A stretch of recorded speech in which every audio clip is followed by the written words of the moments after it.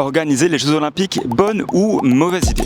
Alors en vrai, je pense que c'est une bonne idée. Maintenant, la vraie question, c'est est-ce qu'on est prêt? Pour le moment, je suis assez sceptique sur le bon déroulé des JO. Ça va être exorbitant et tout, je pense que voilà. Mais sinon, en France, oui, c'est une bonne idée. Aujourd'hui, on est à Paris et dans quelques semaines se déroulent les Jeux Olympiques de Paris 2024. Et on peut se demander, mais pourquoi on a décidé d'organiser les Jeux Olympiques? On verra en regardant les précédentes éditions que chaque ville avait ses petites spécificités et surtout son lot de défis. Et évidemment, Paris n'y échappe pas.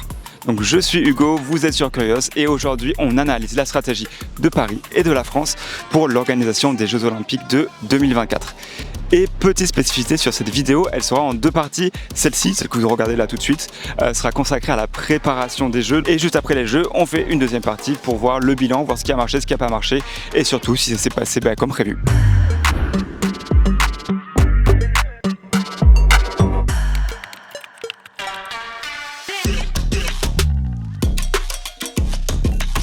On va faire rêver le monde entier. Je suis pas sûre.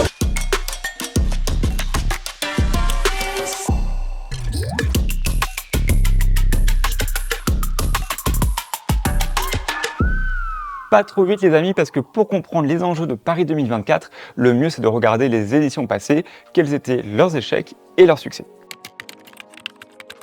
Et là on va remonter jusqu'à 1976 et on retrouve un bon vieux fiasco des familles, avec les Jeux Olympiques de Montréal.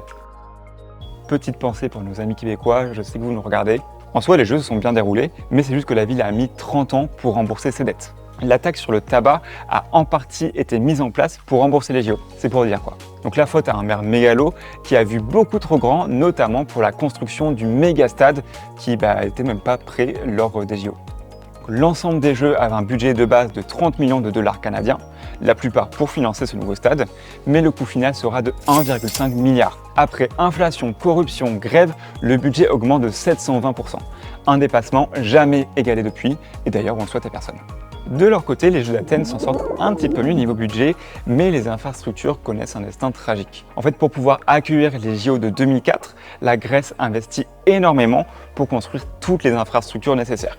Mais 20 ans après, la plupart des sites sont abandonnés, sous-utilisés ou tout simplement ont été démolis. Mais d'un autre côté, la médiatisation des Jeux a quand même permis d'améliorer l'image de la Grèce sur le plan international et de booster le tourisme et même la création de 2 nouvelles lignes de métro à Athènes. Donc bilan, mi-figue des raisins pour les Grecs. Et à l'opposé de Athènes et Montréal, on retrouve les Jeux Olympiques de 1992 qui sont encore considérés aujourd'hui comme l'édition qui a le plus bénéficié à la ville haute. Pour une fois, le budget n'a pas trop été dépassé, avec seulement 1,5 milliard de plus que prévu et globalement une population qui a soutenu le projet. Ce qui fait vraiment le succès de Barcelone, c'est toute la transformation urbanistique qui a permis d'accélérer l'évolution de la ville et d'en faire la métropole qu'on connaît aujourd'hui. Que ce soit réaménagement de l'aéroport, construction d'un périphérique autour de la ville, aménagement des quartiers en bord de mer, qui jusque-là n'étaient pas du tout exploités, comme si Barcelone avait oublié qu'ils étaient au bord de la Méditerranée, et la création de plusieurs sites olympiques. Bref, tout y passe. Barcelone telle qu'on la connaît aujourd'hui doit énormément au miracle olympique. C'est ce qui a permis à la ville son développement spectaculaire, notamment au niveau touristique, étant aujourd'hui l'une des villes les plus visitées d'Europe et du monde. Bon, maintenant qu'on sait ce qui marche et ce qui ne marche pas, revenons à Paris. Et j'ai été directement en ville pour interroger les Parisiens et des touristes pour avoir leur opinion sur la question. Qu'est-ce que tu comptes faire toi pendant les Jeux cet été? Alors pour sûr, déjà papa travailler sur Paris, ça c'est clair et net. Pour le moment, j'ai encore du mal à me projeter sur les sites tels qu'on nous les annonce. On imagine que ce sera prêt pour les JO, en tout cas je l'espère, je le souhaite. Je connais pas trop le sujet à vrai dire. C'est pas quelque chose qui m'intéresse en généralité. Ou la polémique d'Aya Nakamura qui a même pas dit un mot, mais on lui jette, tout le monde tombe sur elle. Bon, je vais pas dire que je suis un anti-français parce que c'est faux, mais j'avoue qu'on relève plus de points négatifs que de points positifs et c'est dommage un peu. C'est toujours quand même un rêve de gosse de pouvoir aller voir les JO. Après, moi, je trouve que là, je serais plutôt sur un boycott au vu des organisations et de tous les coups que ça a. Je veux pas être pessimiste, mais en tout cas, je trouve que c'est quand même une occasion en or de pouvoir accueillir des Jeux Olympiques. Les Jeux Olympiques, je pense que c'est un peu comme la CAN ou la Ligue des Champions, justement, ça rapporte un peu de joie, un peu de festif, c'est du sport, quoi, voilà. Donc pour commencer, avant de reporter sa candidature pour les JO de 2024, Paris a essuyé beaucoup d'échecs. Elle a candidaté pour l'édition de 1992 et a été éliminée. Pour l'édition de 2008, elle a encore été éliminée. Et pour l'édition de 2012, spoiler alert, ça n'a pas marché non plus. Donc après une petite introspection, Paris est revenu présenter sa candidature pour les JO de 2024, mais cette fois-ci avec un dossier béton, en phase avec son temps. Après plusieurs éditions de surenchères comme Athènes et Montréal, mais surtout comme Pékin et Sochi qui avaient explosé le budget avec plus de 30 milliards d'euros, le Comité international olympique voulait revenir à quelque chose un minimum sensé. Et là pour le coup, Paris avait l'avantage. Une ville déjà développée, très peu à construire. La plupart des projets étaient d'ailleurs déjà en cours, comme le Grand Paris Express qui doit presque doubler la taille du métro francilien. Mais du coup, pourquoi Paris aurait besoin de ces jeux-là si tout est déjà présent ? Finalement, pour comprendre les enjeux de ces Olympiades, il ne faut pas regarder Paris, mais juste au nord-est de la capitale, du côté de la Seine-Saint-Denis. Un département délaissé depuis de nombreuses années, marqué par un chômage élevé, alors qu'il s'agit d'une des zones les plus densément peuplées. Et elle est là la stratégie, donner un élan à la transformation de la Seine-Saint-Denis. Et si on regarde la carte des sites olympiques, c'est très clair. Les seuls sites construits pour l'occasion sont en Seine-Saint-Denis, et de nombreuses épreuves vont s'y dérouler, que ce soit au Stade de France, au Bourget ou à l'Arena Paris-Nord. Enfin, ça c'est le projet et on verra tout à l'heure ce qu'il en est. Mais vous vous imaginez bien que si c'est le but final de Paris, cela ne suffit pas pour décrocher l'organisation des JO. Donc Tata Anne et Tata Valérie ont également promis des jeux écologiques, misant sur les transports en commun et la non-nécessité de construire la plupart des sites olympiques. Mais aussi un budget modeste de seulement 6,5 milliards. En vrai, comparé aux 30 milliards de Pékin, c'est pas grand-chose. Et pour terminer, des jeux pour tout le monde, avec transport en commun gratuit, une cérémonie d'ouverture gratuite elle aussi, et des billets à prix doux. C'est top de promettre tout ça, mais maintenant il faut encore le mettre en place et avant l'échéance des Jeux, n'est-ce pas Montréal ? Regardons donc de plus près les défis qui attendent Paris. Du côté de l'écologie, il a été décidé que pour la construction, notamment du village des athlètes et celui des médias, de privilégier les matériaux durables comme le bois. D'autres sites ne nécessiteront pas de construction du tout, mais une simple structure temporaire qui sera ensuite enlevée et réutilisée pour d'autres événements. Et il y a aussi un gros pari du côté de la nourriture. Ça, on s'y attend pas forcément, mais on devrait avoir plusieurs options végétariennes, que ce soit pour les athlètes, mais aussi pour le reste du public dans les différents points de vente des sites. D'ailleurs, il n'y aura pas de vaisselle jetable pour les athlètes et de nombreuses fontaines à eau seront mises à disposition gratuitement sur l'ensemble des sites olympiques. Et point le plus ambitieux, le moins près aussi, rendre la Seine propre et accessible à la baignade en investissant 1,4 milliard d'euros dans l'amélioration de la qualité de l'eau. Côté infrastructure, il y a aussi énormément de défis. Gérer 9,5 millions de personnes par jour dans les transports en commun. Sachant que ça avait beaucoup été mis en avant dans le dossier de candidature, et ce de manière gratuite. En soi, c'est loin d'être impossible. Comme dit par Jean Castex, le patron de la RATP, en temps normal, il gère plus de 11 millions de passagers. Si on sait faire à peu près 11, on devrait pouvoir faire 9. Mais l'été étant généralement une période plus calme, avec 6 millions de passagers environ, c'est le moment où les employés de la RATP prennent leur congé. Et il faut les mobiliser pour cet été. Donc des congés qui seront décalés ou supprimés, etc. Donc il est normal qu'il y ait une compensation. Il va aussi falloir une sécurité accrue pour gérer cet événement. Surtout après le fiasco en 2022 de la finale de la Ligue des Champions qui avait tourné au vinaigre à cause de soucis dans le filtrage et d'une utilisation disproportionnée de la force de police. Clairement, c'est le point sur lequel il ne faut pas se louper, parce que le monde entier va avoir les yeux rivés sur le moindre débordement, surtout dans un contexte géopolitique tendu. Mais du coup, à quelques semaines du lancement des Olympiades, concrètement, on en est où ? Je me dis que je pense que la gestion va être un petit peu chaud. Et voilà quoi.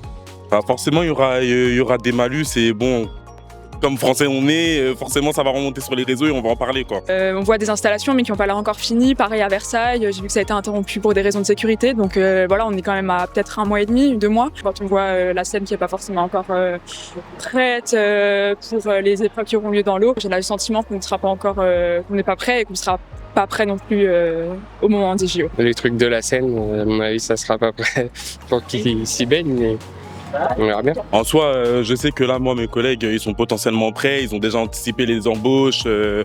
Pareil, au niveau des équipes, ils ont déjà anticipé les embauches. Donc eux, ils peuvent s'y attendre, sachant qu'on a le Novotel juste à côté. Donc c'est sûr qu'eux vont travailler à fond. Pour les touristes, je pense que peut-être de toute façon Paris doit avoir l'habitude d'accueillir des gros événements et puis d'avoir du monde. Donc ça, à la limite, je pense que ça va bien se passer. En termes de sécurité, des inquiétudes, non, je pense pas. Je ne le souhaite pas en tout cas, mais je pense que pour les Parisiens, j'imagine que ça va être une période assez compliquée. L'extension de la ligne 14 de métro vers Orly est achevée à temps Il en est de même pour l'extension du RER E vers la Défense, mais aucune autre ligne ne sera ouverte à temps. Et par manque de financement, la région Île-de-France ne rendra pas les transports en commun gratuits pour la durée des Jeux. Et c'est même d'ailleurs le contraire qui va se produire avec un doublement du tarif des billets. Donc pour l'instant, c'est pas une catastrophe, mais c'est pas terrible non plus. Côté infrastructure, la piscine olympique de Aubervilliers a été livrée dans les temps pour le début des entraînements. Il en va de même pour le village des athlètes et celui des médias qui a été construit avec une approche écologique avec notamment l'utilisation de lits en carton. Par contre, certains étudiants logés au Crous ont dû être évacués pour faire de la place aux pompiers et au personnel de santé mobilisés pour les Jeux. Ils ont quand même pu déménager dans d'autres résidences, mais avec une organisation parfois chaotique. C'est pas aussi alarmant que ce qu'on aurait pu penser, mais c'est quand même pas super ouf. En ce qui concerne l'eau de la Seine, malgré les travaux d'assainissement, les derniers tests montrent que la qualité de l'eau n'est toujours pas suffisante. Des ouvrages qui viennent juste d'être achevés devraient permettre le maintien des épreuves dans la Seine, mais il n'y a vraiment plus aucun droit à l'erreur, parce qu'il n'y a aucune solution de repli qui n'a officiellement été prévue. Niveau sécurité, à ce jour, aucune menace terroriste concrète n'a été identifiée. Mais le niveau reste tout de même élevé en France dû aux événements des dernières années. Donc un dispositif XXL est prévu avec la mobilisation de 45 000 gendarmes et policiers. Un périmètre de sécurité géant sera mis en place tout autour de la Seine, accessible uniquement aux détenteurs d'un QR code. À voir le jour J ce que ça donnera. Donc pour la cérémonie d'ouverture, au lieu des 500 000 spectateurs gratuits de prévu, la limite a été abaissée à 200 000 personnes et uniquement sur invitation. Donc pas vraiment ce que nous avait vendu. En ce qui concerne le prix d'accès, la promesse a été tenue, même si ça n'a pas été super bien géré. Car 70% des billets ont été vendus pour moins de 200 € avec des prix à partir de 25 €. Mais le système de tirage au sort a laissé les derniers chanceux, si on veut, avec des billets au prix astronomique de genre 4 000 € la place. Donc là on a vu tout ce qui va pas, les promesses tenues ou non, et jusque là ça va. C'est pas officiel mais ça va. Mais il manque une dernière chose et peut-être la plus importante, l'addition. Et roulement de tambour, il a été dépassé. Bon, est-ce qu'on est surpris ? Pas vraiment, mais selon les dernières estimations, on devrait atteindre les 9 milliards d'euros contre 6,5 prévus à la base. En vrai, on savait tous que ce serait pas tenable, surtout avec le combo Covid-inflation. Et même si c'était prévisible, le dépassement reste pour le moment relativement faible. Si on le compare aux précédentes éditions, ça reste correct. En tout cas, pour le moment, on s'en sort pas trop mal. Qu'est-ce que tu penses qui va être les côtés positifs qui vont nous apporter à court ou long terme ? J'aurais simplement dit peut-être l'image de la France, même si je trouve qu'elle est déjà un petit peu salie sur les réseaux. Justement, c'est éphémère. Le truc de la Seine, par exemple, c'est juste pour les JO. Après, ça va redevenir comme celle-là, quoi. Donc honnêtement, je pense qu'il n'y avait pas besoin de se ruiner, je sais pas, mais en tout cas de payer autant dans des JO pour avoir besoin d'un rayonnement international. Donc quoi qu'il en soit, prêt ou pas prêt, les Jeux se dérouleront juste ici, de fin juillet à début septembre. Et on se retrouve juste après pour faire le bilan de ce qui a marché, de ce qui a peut-être pas marché, et de ce que Paris et la France en a retiré. Donc n'hésitez pas à vous abonner si vous voulez avoir la deuxième partie. Vous pouvez aussi me laisser des commentaires, comme ça on peut voir, je sais pas ce que vous en pensez vous, peut-être que vous êtes même directement impacté. On peut se retrouver aussi sur les réseaux sociaux, sur Threads, sur Instagram, sur TikTok et surtout sur la prochaine vidéo. Tchuss et à la prochaine.